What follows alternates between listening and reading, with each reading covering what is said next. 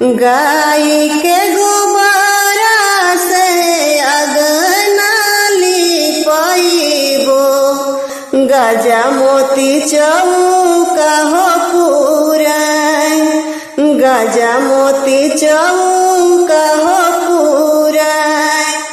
जाही चौके बैठेलन दुल्हा कवन दुल्हा, ससुर जी से करेलन हो जवाब, ससुर जी से करेलन हो जवाब।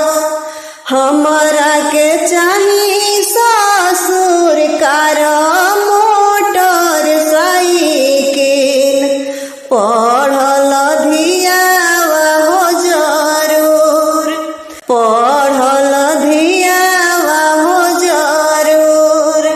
हमहू तो हई बाबू गरीब गिरहस्थवा, मोरा कोखी बेटी हो बहुत, मोरा कोखी बेटी हो बहुत। अतना बचन जब सुनले कवन दुल्हा, उठले बदन झहराय, उठले बदन झहराय। ससुर जी के धियावा चौकवे पर छोड़बो, होई जइबो जोगिया हो फकीर, होई जइबो जोगिया हो फकीर।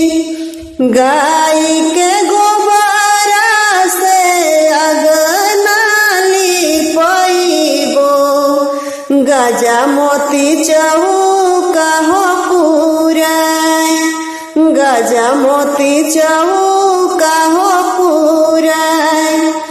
जाही चौके बैठेलन दुल्हा कवन दुल्हा, सरवा से करेलन हो जवाब, सरवा से करेलन हो जवाब।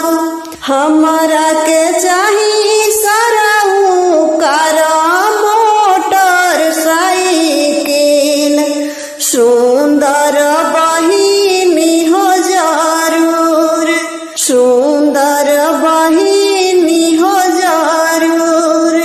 हमहू तो हई जीजा बालक बोधवा, मोरा पीठी बहिनी हो बहुत, मोरा पीठी बहिनी हो बहुत। अतना बचन जब सुनले कवन दुल्हा, उठले बदन झहराय, उठले बदन झहराय।